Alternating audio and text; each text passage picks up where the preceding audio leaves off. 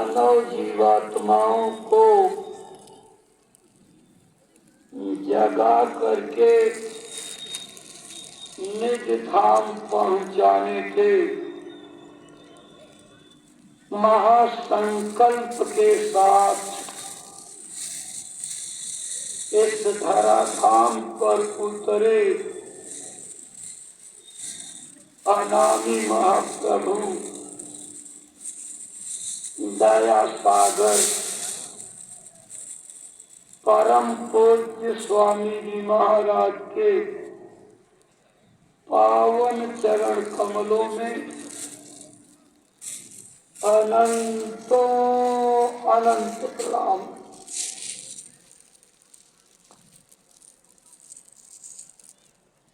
गुरु महाराज के निज स्वरूप हमारी संगत की अमूल्य धरोहर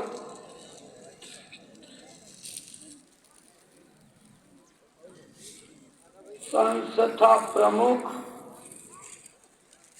पूज्य महाराज जी को कोटिशः नमन।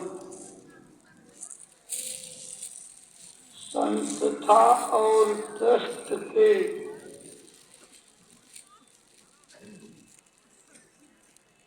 सम्मानित वरिष्ठ पदाधिकारी सदस्यगण सादर नमन।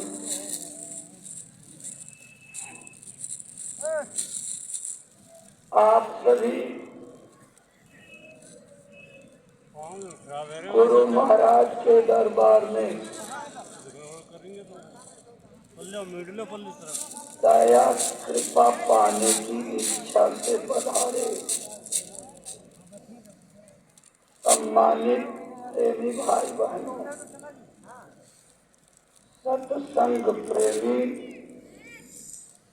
धर्म प्राण सज्जनों, सबको सादर हार्दिक जय गुरुदेव।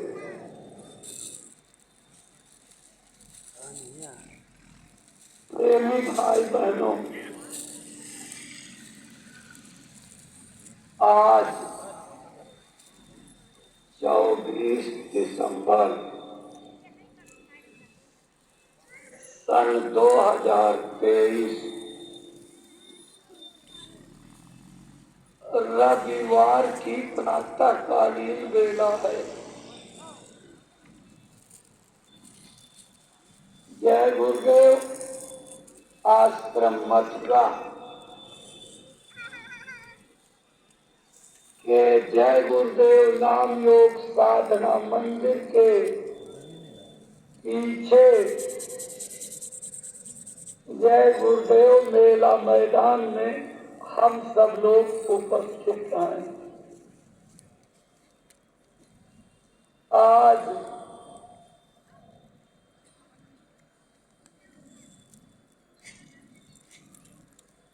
हमारे जीवन आधार परम पूज्य बाबा जय गुरुदेव जी महाराज के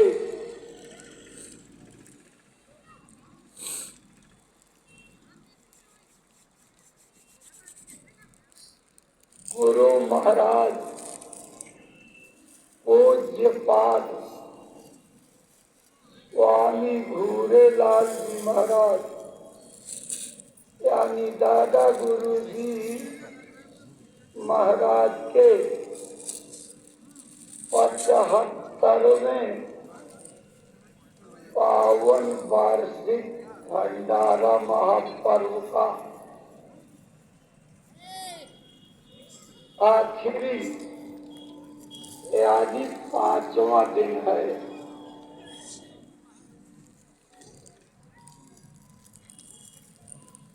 महापुरुषों की याद में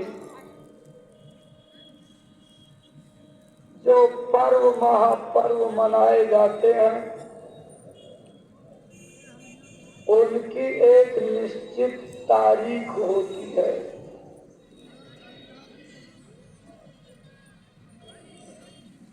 उन तारीखों के बीच में दया कृपा की धार बहती है।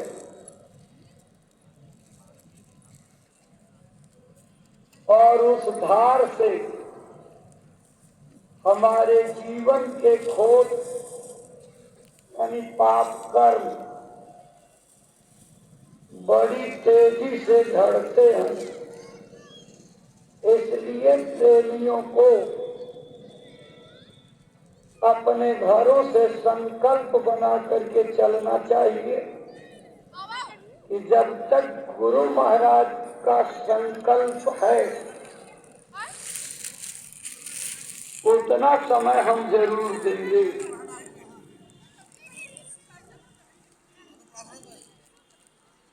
क्योंकि अगर संकल्प से पहले हम स्थान छोड़ दिए तो ना जाने कितनी बड़ी दया से वंचित रह जाएंगे। संसार में भी एक रीति बनी हुई है। कर्मकांडी लोग जब कोई कथा करते कराते हैं तो कथा का प्रसाद सबसे बाद में मिलता है। अब कोई आधी कथा से उठ करके जाने लगे तो प्रसाद तो नहीं पाएगा, क्योंकि तब बटता ही नहीं, तब कैसे मिलेगा? जब बटेगा तभी मिलेगा। तो जब भी अपने घरों से चलें तो इस तैयारी के साथ चलें कि पूरा समय देंगे और पूरी दया देंगे। अधूरा समय देने से अधूरी दया मिलती है।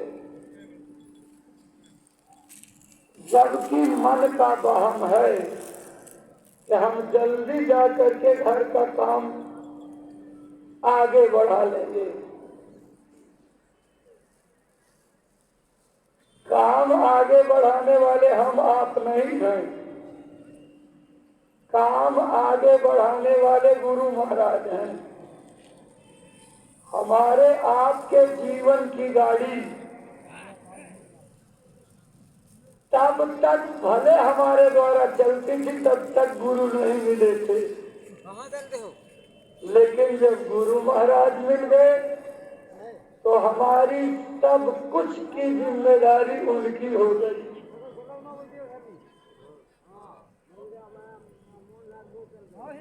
हमारे मन के उठने वाली एक एक तरंग उनके दरवाजे पर टक्कर मारती है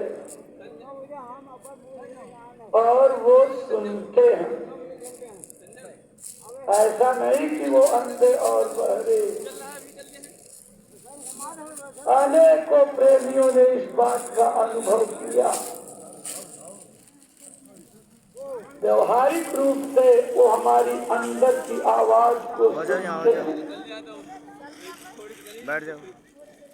जौनपुर जिले के प्रेमियों की एक टोली कार से मथुरा आ रही थी।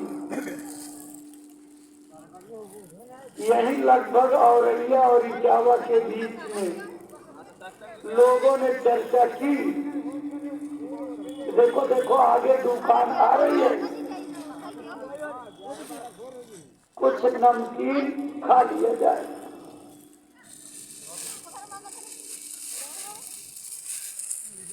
दुकान के नजदीक गाड़ी पहुंची। इतनी रफ्तार थी कि ड्राइवर गाड़ी रोक नहीं पाया, आगे बढ़ गई। आधा किलोमीटर दूर गाड़ी रोका तो फिर मन में आया कि इतनी दूर पैदल कौन जाए। चलो जब जौनपुर से यहाँ तक बर्दाश्त करके चले आए, थोड़ा और आगे आए, बर्दाश्त करके आश्रम पर ही चल करके खाएंगे। जैसे उस टोली के लोग उतर करके दर्शन करने के लिए पहुंचे तो गुरु महाराज क्या कहते हैं, अरे जाओ जल्दी से बच्चों को नमकीन खिलाओ। लोग दंग रह गए। बात तो हम लोगों की कार में हो रही थी, यहाँ तक कैसे पहुंची। प्रेमी भाई बहनों, तो अंधे और बहरे नहीं होते हैं, तो पूरे बोध में होते हैं। कैसे बोध में होते हैं? जैसे इसी मैदान में आप एक पूरी चौड़ाई में लंबा सा शीशा यानी दर्पण लगा दीजिए और उस दर्पण के सामने जितने आदमी आप बैठे हो अलग अलग एक्शन करो। कोई हाथ उठावे, कोई उठा बैठक करे, कोई लेट जाए, कोई पैदल चले, कोई हंसने लगे, कोई कुछ और क्रिया करने लगे। लेकिन उस बड़े शीशे में सबकी करतूत दिखाई पड़ती है। ऐसे महापुरुषों के आगे एक ऐसा शीशा लगा होता है जिस शीशे में सृष्टि के सभी जीवों की करतूत दिखाई पड़ती है। हम चाहे जितना छिपा करके कोई काम करें, लेकिन उनकी नजर से ओझल नहीं हो सकता। इसलिए गलत फहमी में मत रहना कि हम चुपके से कोई काम कर लेंगे, गुरुजी नहीं जानेंगे। वैसे हम आप ये गलती बार बार करते हैं।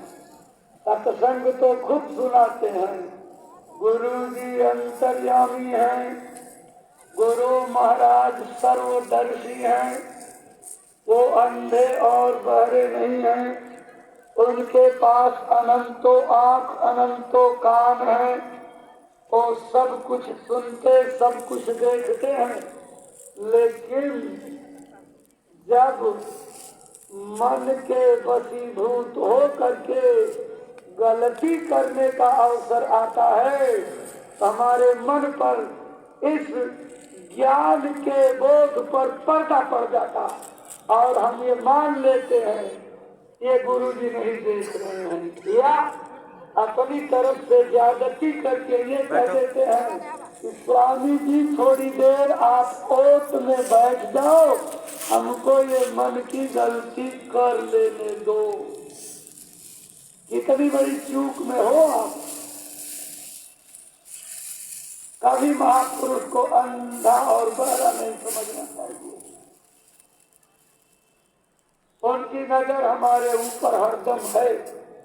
अगर न रहे तो काल हमारी जीवात्मा को पकड़ करके ना जाने किस खंडक की अधोगति में लेकर के डाल दे, पता नहीं चलेगा।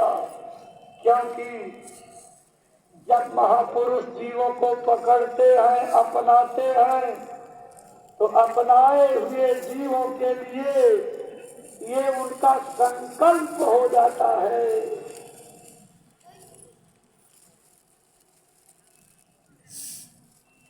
सोना काई ना लगे,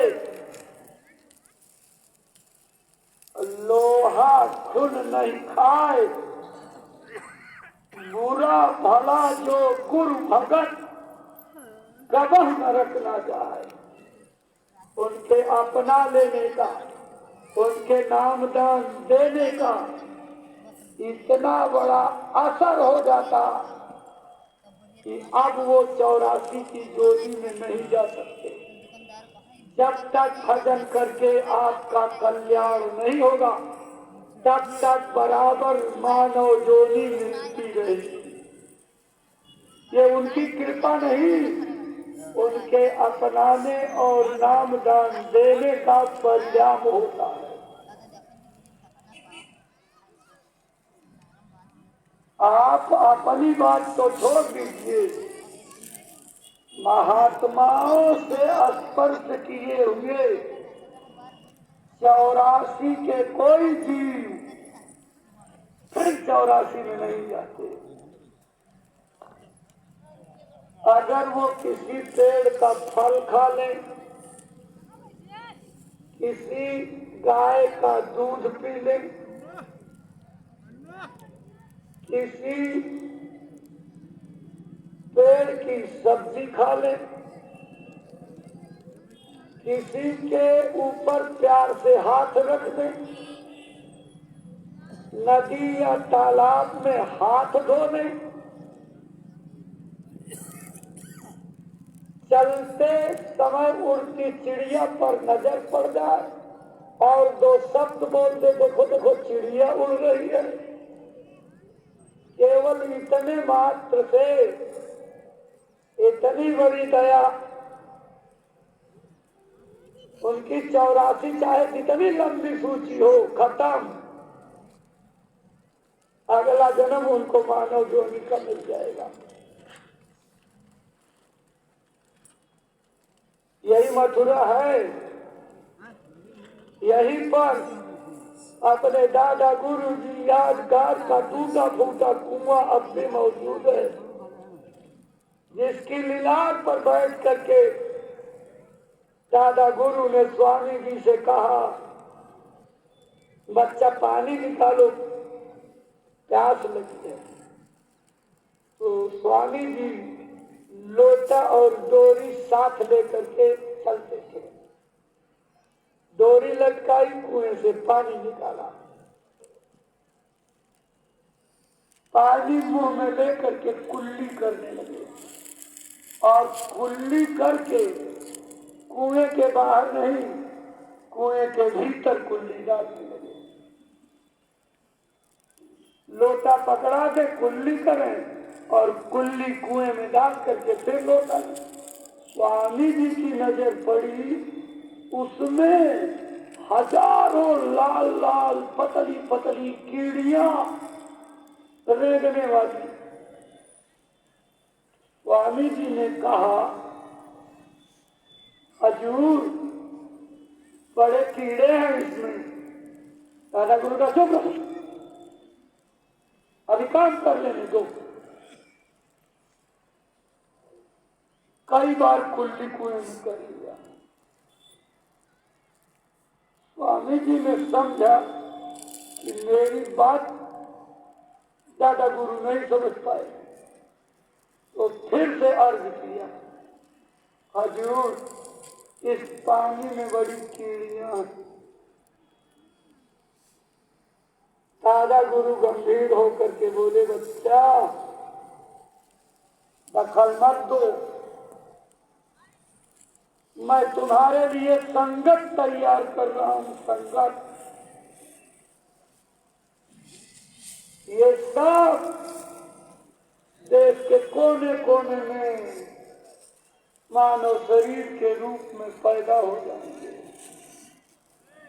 कोई तमिलनाडु में, कोई केरला में, कोई आंध्र में, कोई पश्चिम बंगाल, उड़ीसा में, कोई असम में, और कोई उत्तर प्रदेश, बिहार, झारखंड, राजस्थान, गुजरात, उत्तराखंड, और तमाम बिहार, छत्तीसगढ़, झारखंड, ये सब जगह जगह पैदा हो जाएंगे। और बच्चा, जब तुम्हारी आवाज लगेगी तो ये सब भाग करके तुम्हारे पास चले आएंगे। कैसे? जैसे कोयल जब अपने दूर देश जाने लगती है तो अपने अंडों को चुपके से कौवे के घोंसले में डाल आती। कौवे उस अंडे को अपना अंडा समझ करके देते हैं, फूट जाता अंडा, बच्चे निकल आते, बच्चों को दाना पानी खिलाते, पूरी परवरिश करते। लेकिन जब दूर देश से कोयल आती और पत्तियों के ओट में कुहू कुहू की आवाज लगाती, तो आवाज का खिंचाव, आवाज की मिठास, आवाज का आकर्षण, आवाज के साथ जो रस होता है, उस बोली की मिठास कोयल के बच्चों को इतना प्रभावित करती कि वो कौवे के घोंसले से उड़ करके अपनी माँ के पास पहुंच जाते और उसके परवरिश किए सेवा की कोई परवाह नहीं करते। बच्चा, तेरी आवाज लगने पर ये सब लोग इकट्ठे होकर के संगत का समुंदर रूप बना देंगे। ये मैं तुम्हारे लिए संगत तैयार कर रहा हूं।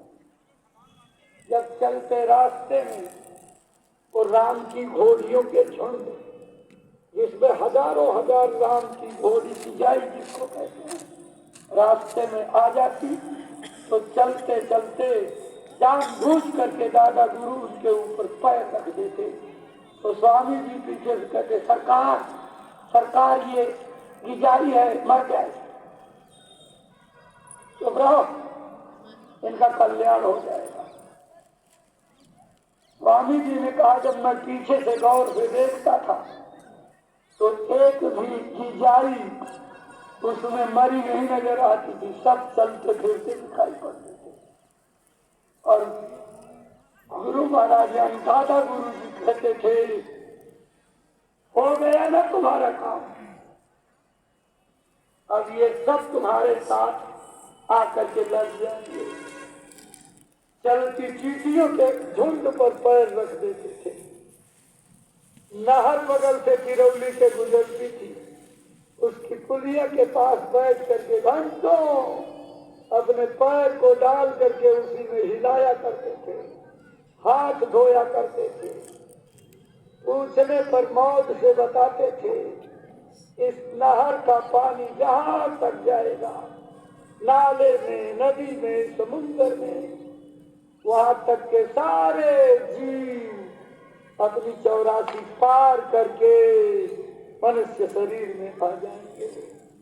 भाई बहनों, भारत नहीं, विश्व के अंदर जनसंख्या बढ़ने का एक मूल कारण है, कबीर साहब से लेकर के अपने स्वामी जी महाराज तक, कबीर, नानक, रैदास, गोस्वामी, मीरा, दादू, दूलम, दरिया, जगजीवन, भीखा, चरणदास, सुखदेव, सहजो, दयाबाई, एक तो बुल्ले साहब, यारी साहब, दरिया साहब, कितने महात्मा आए और सब ने अपने समय पर जीवों के ऊपर इसी तरह की अहेतुक दया की। ये उनकी दया नहीं, उनके शरीर से निकलती रूहानी किरणों का प्रभाव है। उस प्रभाव से इतना बड़ा असर होता कि काल भगवान का कानून फेल हो जाता। महापुरुष जो मौज कर दें, उनकी मौज सर्वोपरि होती है। कोई यहाँ का त्रिलोकीनाथ, ब्रह्म, पार ब्रह्म, ऊपर तक के लोक नायक, तक के नायक काट नहीं सकते हैं। उनकी मौज सबसे बड़ी मौज होती है।